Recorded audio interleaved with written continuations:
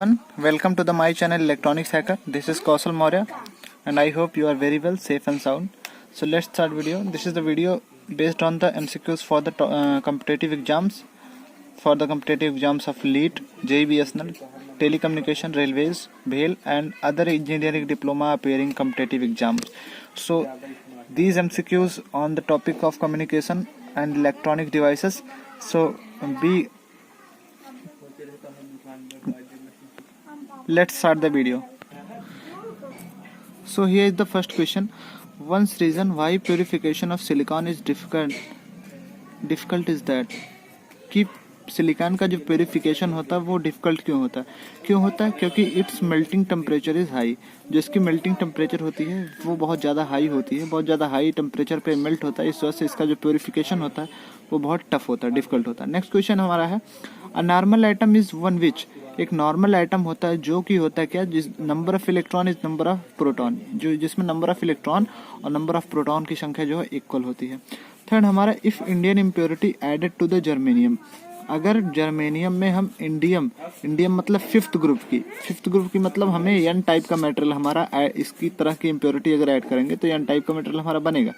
तो इसका आपका आंसर हो जाएगा, it results in hole density is increases exceed free electron density. कहने का मतलब यह क्या है कि density is of hole to exceed the free electron density हो जाएगा इसका आंसर। तो ये रहा कि अगर हम इंडियम इम्प्योरिटी को ऐड करते हैं जर्मेनियम एटम में। नेक्स्ट आपका, drift current is caused by the thermal, drift current in germanium is caused by, तो जो हमारा जर्मेनियम में ड्रिफ्ट करंट होता है वो किसके कारण होता है, अप्लाइड इलेक्ट्रिक फील्ड के कारण होता है। नेक्स्ट है, इन पी टाइप सेमीकंडक्टर में क्या होता है कि जो एन है is slightly greater than the P, जहाँ पे एन और पी दी गई हैं फ्री इलेक्ट्रॉन और होल्स की जो है डेंसिटीज हैं। एन जो है फ्री इलेक्ट्रॉन की डेंसिटी है और पी होल की डेंसिटी। तो एन टाइप मटेरियल में फ्री इलेक्ट्रॉन की डेंसिटी के एक्सेस होते हैं, फ्री इलेक्ट्रॉन ज्यादा होते हैं, इस वजह से इसकी density is greater than the P होगी। नेक्स्ट क्वेश्चन है हमारा, as the magnitude of the collector junction reverse bias increases, जैसा कि कलेक्टर जंक्शन को रिवर्स बायस करने पे मैग्नीट्यूड हमारा बढ़ता है, then the effective base width, तो बेस विड्थ क्या होती है, बेस विड्थ हमारी पहले तो इंक्रीज करेगी एंड लेटर बिकम्स कांस्टेंट, और बाद में हमारी यह कांस्टेंट हो जाती है। ऑप्शन डी हमारा करेक्ट आंसर होगा। नेक्स्ट क्वेश्चन हमारा, in the germanium BJT for the usual value of the collector current of the transistor alpha in order of the, तो अल्फा की वैल्यू होती है जर्मेनियम बीजेटी के लिए 0.9 होती है, ठीक है। Next question number 8, in active region operation of the transistor, active region में जो है हमारा ट्रांजिस्टर का ऑपरेशन कैसा होता है, जो हमारा इमिटर जंक्शन होता है वो हमारा फॉरवर्ड बायस में होता है और जो कलेक्टर जंक्शन होता है वो हमारा रिवर्स बायस में होता है। कहने का मतलब कि एक जंक्शन जो हमारा फॉरवर्ड में होगा और दूसरा रिवर्स बायस में होगा। जब बायसिंग करेंगे दोनों जंक्शंस की उस ट्रांजिस्टर में, तो उस तरह के ट्रांजिस्टर उस रीजन में काम करेगा, एक्टिव रीजन में काम करेगा। नेक्स्ट है question number 9, in the BJT the base separating resistance is the order of, तो जो हमारा बेस सेपरेटिंग रेजिस्टेंस होता है वो कितना होता है, 10 ओम का होता है। नेक्स्ट हमारा है, what is the field effect transistor, in field effect transistor जो होता है हम उसमें जो है फॉरवर्ड बायस जंक्शन का यूज करते हैं।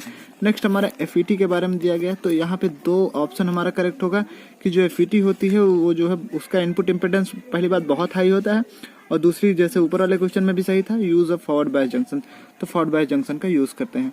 अब बात है, अ PN device having a know get is called, जिसके पास नो गेट है और वो पीएन जंक्शन है, तो ऐसा कौन सा है हमारा, जो हमारा सिलिकॉन कंट्रोल्ड रेक्टिफायर है, जो हमारा 4 लेयर्ड होता है पीएन एंड पीएन, तो उसको हम यहाँ पे एससीआर है, सिलिकॉन कंट्रोल्ड रेक्टिफायर जो होता है 4 लेयर का होता है, नो गेट होता है। नेक्स्ट है, photovoltaic EMF of SI photovoltaic cell is of the order of, तो जो इसका ईएमएफ होता है एसआई सिलिकॉन का फोटोवोल्टेनिक सेल का वो होता है 1.1 वोल्ट का होता है। नेक्स्ट है, most important application of tunnel diode, तो टनल डायोड का जो सबसे ज्यादा मोस्ट इंपॉर्टेंट एप्लीकेशन है वो एज ए रेक्टिफायर है, तो टनल डायोड का यूज हम करते हैं एज एन रेक्टिफायर का तरह हम यूज करते हैं टनल डायोड का। नेक्स्ट हमारा question number 15, in the breakdown diode the temperature coefficient of the breakdown voltage VZ is always 0, तो टेम्परेचर कोफिशिएंट होता है ब्रेकडाउन डायोड का वो हमारा 0 होता है। Next question number 16, Zener breakdown diodes have breakdown voltage which has the negative temperature coefficient, तो जो इसका जो टेम्परेचर कोफिशिएंट होता है जीनर ब्रेकडाउन डायोड का वो हमेशा नेगेटिव कोफिशिएंट होता है। नेक्स्ट हमारा, a diode which utilize commutative multiplication of carrier through field induced impact ionization. तो ऐसा डायोड होता है, कौन सा हमारा टनल डायोड होता है। नेक्स्ट है the main advantage of TRAPATT diode over the impact diode. तो क्या यूज होता है, उसकी जो इंटेंसिटी होती है वो बहुत ज़्यादा हायर इफिशियंसी होती है, इस वजह से हमारा मेन एडवांटेज है ट्राइपेड डायोड का over the impact diode. Next हमारा RC network shown the given figure can the provide the maximum theoretical phase shift. तो यहाँ पे देखिए एक सी और एक आर, ये एक तरह का लैडर नेटवर्क है। एक सी और एक आर मिलके हमारा 60 डिग्री फेज शिफ्ट देता है, तो 3 सी और 3 आर मिलके 60 मतलब 180 डिग्री का फेज शिफ्ट होगा। और यह एक तरह से यूज किया जाता है किसमें, ऑसिलेटर बनाने में, हमारा ऑसिलेटर डिजाइन करने में, पैसिव टाइप का ऑसिलेटर बनाने में, पैसिव एलिमेंट्स हैं तो ये यूज किया जाता है, जो हमारा आर और सी का कॉन्सेप्ट है।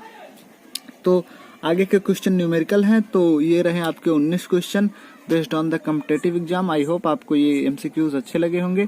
तो चैनल को बने रहें, सब्सक्राइब करें। Thank you very much.